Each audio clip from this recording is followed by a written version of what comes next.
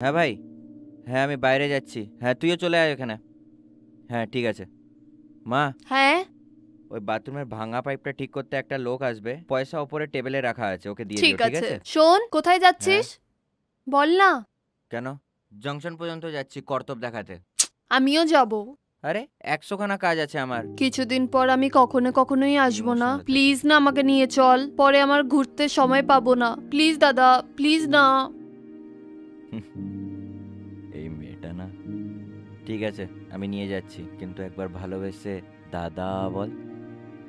দাদা, কি? দাদা। হুম।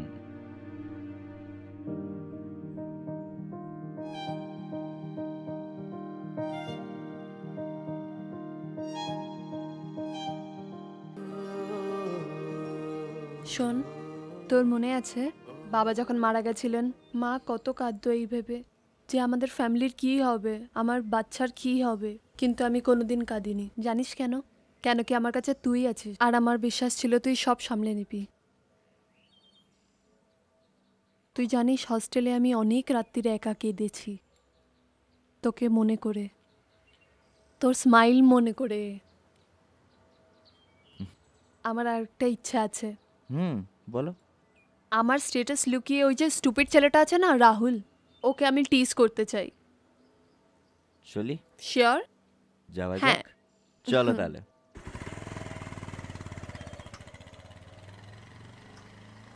আরে আর কত দেরি হয়ে গেল, এখনো পর্যন্ত ওরা আসলো না, জানি না কখন আসবে। এত দেরি হয়ে গেছে।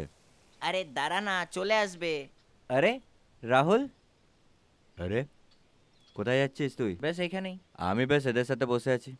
আমি এইখানে বিয়ের জন্য ইনভাইট করতে এসেছি। তোর বিয়ে হচ্ছে নাকি? না না। তাহলে?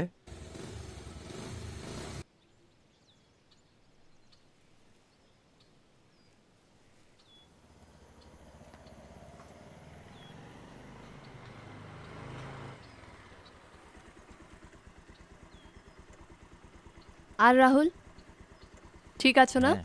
আর কি চলছে আজকাল? উম, দুদিন পর আমার বিয়ে। তোমার মতন হবে না।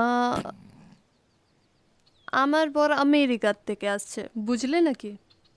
চলি, তুমিও যদি আসতে চাও আসতে পারো আমার বিয়েতে। হুম, হুম।